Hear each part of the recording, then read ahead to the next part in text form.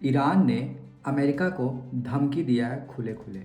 Iran का कहना है कि 18 अमेरिका कंपनियों पे रात 8 बजे यानी कि ईरान के समय अनुसार रात 8 बजे ज़बरदस्त धमाका होगा।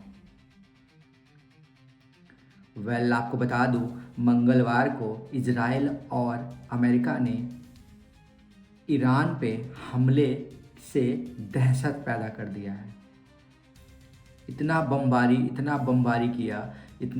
किया कि ईरान जो है बौखला गया, खलबली मचा हुआ ईरान के अंदर। ईरान का कहना है इसका बदला ज़रूर लिया जाएगा।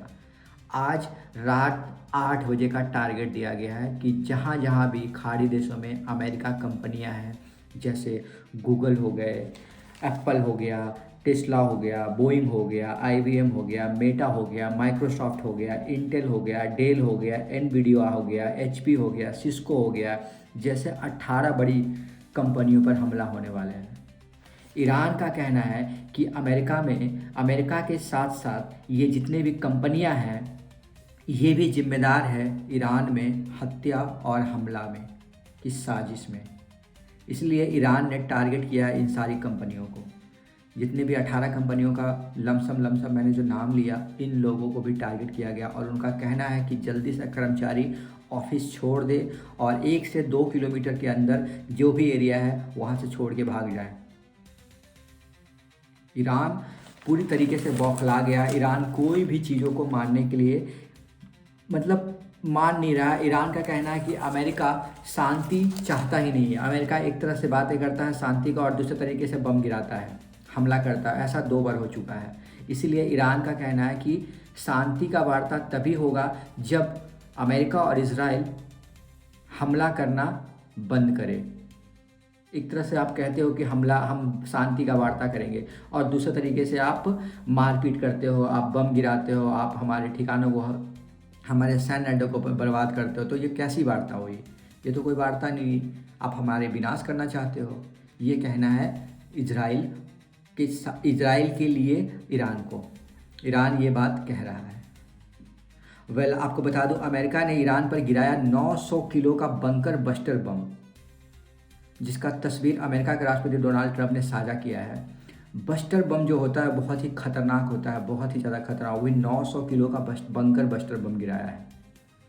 हालांकि इनका अभी ईरान इसका ऑफिशियली डिक्लेयर नहीं किया है, लेकिन अमेरिका तो पता ही है, बहवाही लूटने के लिए तुरंत ट्वीट कर दिया और अपना उसका वीडियो जाहिर किया है।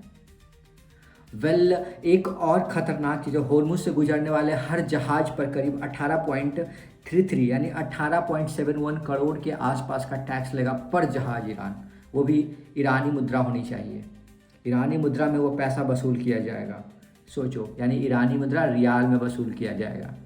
ईरान का कहना है कि पूरी तरीके से होर्मुज जलडमरू मध्य हमारे कंट्रोल में रहना चाहिए। वहाँ पे उसने तोप का बिछाया है, एक जाल बिछाया है, बंकर बनाए हुए हैं और पर जहाज़, कोई भी जहाज़ वहाँ से गुजरेगा 18.71 करोड़ रुपए का वो चंदा, जुर्माना, टैक्स जो बोलो वो लिया जाएगा। ईरान की संसद ने एक बिल पास किया है। इस बिल में यही कहा गया है और पूरी पार्टी ईरान की सपोर्ट कर रही है इस चीज़ के लिए।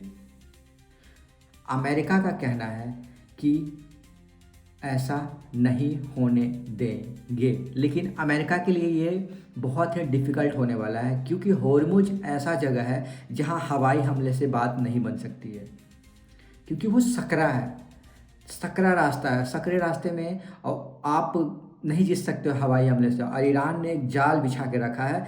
तो अमेरिका अगर ज़मीनी तरफ से होता है, अगर जहाज़ों की तरफ से आता है, बंकरों की तरफ से आता है, तो अमेरिका को ये लंबा प्रोसेस झेलना पड़ेगा, क्योंकि ईरान पीछे हटने वाला नहीं है।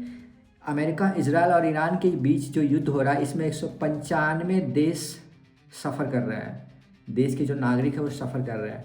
अमेरिका का राष्ट्रपति कहना है अपनी समस्याएं खुद सॉल्व करो, मैं किसी को मदद नहीं करना चाहता हूँ। अगर होर्मुज में कोई जहाज़ रुक रहा है उसको तुम खुद निकालो, मैं कोई मदद नहीं कर सकता हूँ। जिसके कारण क्या हुआ है, सारे 195 देश हैं, उसमें भारत भी आता है, पाकिस्तान भी आता है।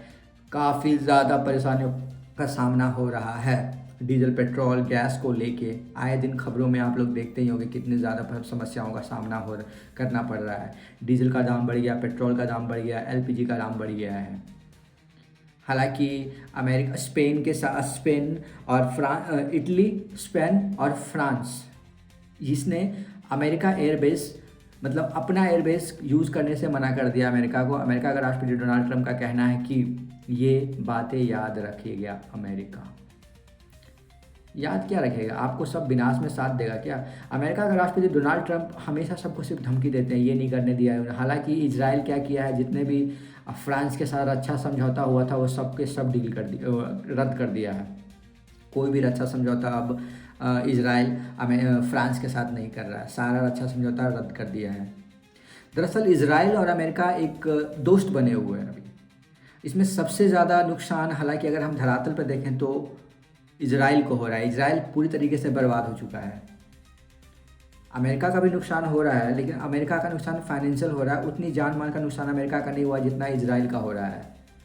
इजराइल का फाइनेंशियल के साथ साथ जान माल की भी नुकसान हो रही है, बहुत सारे बिल्डिंगें जा रहे हैं, आर्थिक रूप से भी नुकसान हो रहा है। लेकिन ये इजराइल को समझ में नहीं आ रहा है। इजराइल पूरी तरीके से ईरान को बर्बाद करना चाहता है ताकि आने वाले वक्त में इजराइल मिडिल ईस्ट में या खाड़ी देशों में अपना सत्ता बना के रख सके। लेकिन ईरान जो है मतलब क्या बोलते हैं उसको, रास्ते का कांटा बना हुआ है। इतना आसान नहीं है इजराइल के लिए। हालांकि ना ये अमेरिका को उम्मीद था, ना ये इजराइल को उम्मीद था कि इतना लंबा युद्ध ये खींच जाएगा। शायद उन्हें ये लग रहा था कि शायद ईरान समझौता कर लेगा या ईरान युद्ध रोक देगा, लेकिन यहाँ पासा उल्टा पड़ गया। पासा बिल्कुल पूरी तरीके से उल्टा पड़ गया है, जिसका खामियाजा दोनों भुगत रहे हैं और जिसके कारण ये मिडिल ईस्ट में के साथ साथ 195 देश भुगत रहे हैं।